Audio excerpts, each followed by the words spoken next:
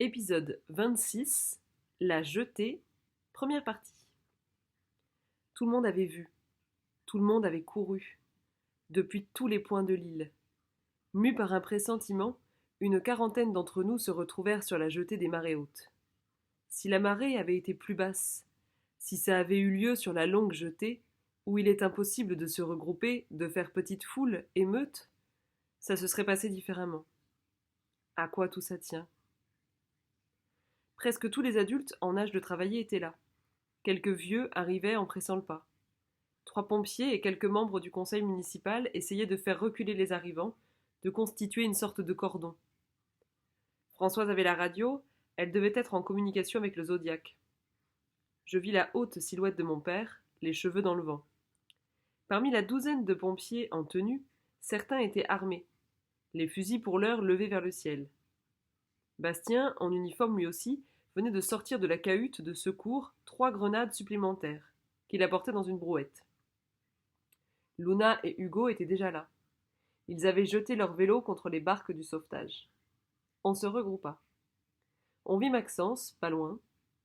Le Zodiac tournait au large, nerveux, vif comme un marsouin, devant l'étrave du cabin cruiser blanc qui grossissait et n'entendait manifestement pas dévier sa route. Le canot sautait sur les vagues, frôlait le bateau. C'étaient Patricia et Daniel, à bord, de sacrés pilotes. Impossible que Simon pilote un bateau si gros. Mais Jean ? On entendit les 3 sommations que tira Daniel dans le ciel d'orage. La mer était vert de gris, gris de plomb, métal lourd. Sur le bateau, ça répondit par une nouvelle fusée de détresse. Tout le monde sursauta, poussa un cri, leva les yeux. Dans le silence qui suivit, tandis que le fumigène rouge retombait avec cette lenteur irréelle, presque suspendue, comme une voile de parachute, on vit que Françoise se penchait sur sa radio. Puis, elle se tourna vers nous. « C'est Gilles, avec sa fille, et 2 autres passagers de l'île. »« Jean ? Simon ? Camille ?»« Reculez !» criait JP en faisant des signes de la main vers la petite foule. Il était clair qu'on allait les laisser approcher. Déjà, le Zodiac s'était écarté. « Tu crois que c'est eux ?» me chuchota Luna. Je secouai la tête, parce que mieux valait ne pas y croire, ne pas espérer, ne pas... « Ils n'abordent pas !» gueula à ce moment André. Dans son uniforme de chef des pompiers, bleu marine, siglé de la barre rouge sur la poitrine, le fusil tenu comme un tirailleur, il fit 2 pas en avant. Il connaissait les règles.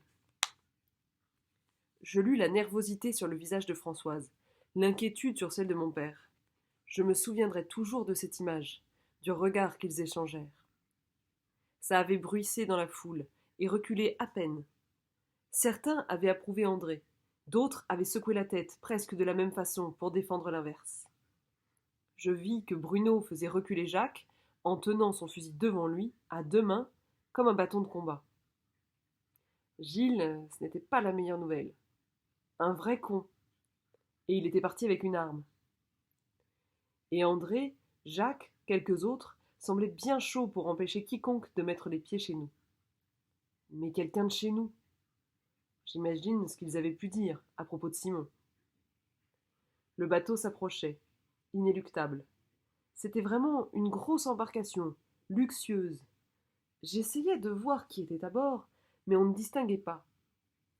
Son moteur au ralenti crachotait, je vis que Gilles était à la barre, sur le roof, au poste de pilotage extérieur, assez haut.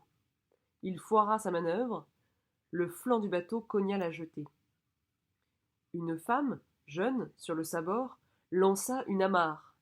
JP courut sur le quai pour la ramasser, l'attacher à... « Il n'accoste pas !» gueula de nouveau André. Il s'était encore avancé. Autour de lui, on s'écartait, et même le cordon de pompiers et de conseillers s'était disloqué. Son fusil était braqué vers le bateau. Gilles, depuis la cabine, gueula. « Je suis chez moi autant que toi ! Je reviens chez moi !»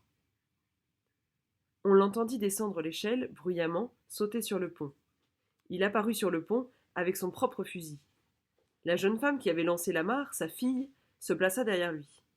JP les regardait tous. André, Gilles, Françoise, à tour de rôle, l'amarre à la main. Une vague écarta le bateau, revint le drosser contre la jetée dans un choc sourd. Gilles faillit perdre l'équilibre et passer par-dessus bord. À ce moment-là, une jeune fille sauta à terre, cheveux noirs dans le vent, veste de laine, sac à dos. Je la reconnus. C'était Julia. Papa cria-t-elle en s'élançant vers Cyril. Derrière elle, une autre jeune fille bondit à son tour. Eva s'écria Hugo à côté de moi. André tira en l'air. Tout le monde se figea. Françoise se plaça entre son directeur technique et les retrouvailles. André, arrête, Les règles étaient claires. Gilles les connaissait. Nous, on n'est pas partis. On a tenu. Et on veut pas qu'il ramène cette merde gueula Jacques. Le Zodiac était revenu à proximité. Il tournait à quelques mètres de la jetée, moteur ronronnant. Je voyais tout comme au ralenti. Je vis qu'à son bord, Daniel et Patricia approuvaient. André, tu te calmes, tonna mon père. Gilles, tu baisses ton arme. On va trouver une solution de quarantaine. On va... Que dalle! Il connaissait les règles! Mais pas mes filles! Cria Cyril, toujours figé, bras ballants, à 2 pas d'Eva et Julia. Si tu t'approches d'elle, tu repars aussi, lança Jacques. Blanchette m'avait pris la main. Elle la serra. Luna s'était collée à moi. Elle nous chuchota. Regarde Bastien. Il s'était écarté de la brouette de grenade, avait esquivé une manœuvre vers André, comme s'il s'apprêtait à le mettre hors d'état de nuire. Hugo fit un pas à son tour. Bouge pas, dis-je. Françoise avança vers André, écarta les bras, apaisante, tout en veillant à rester en rempart devant les filles de Cyril. André, on ne peut pas décider comme ça. C'était les règles, gueula Jacques. Ta gueule, fit JP. De nouveau, la mer souleva le bateau qui s'écarta, revint cogner, craqua cette fois. Le Zodiac enclencha son moteur, fit un écart pour éviter l'embardée. Cette fois, Gilles et sa fille se décidèrent. Ils sautèrent à terre. « Je t'ai dit de te barrer !» lança André. Gilles se rétablit sur la jetée pavée et répéta « Je suis chez moi !» Jacques se rua vers lui. Françoise voulut faire un geste pour l'en empêcher. À ce moment, André tira. La suite au prochain épisode.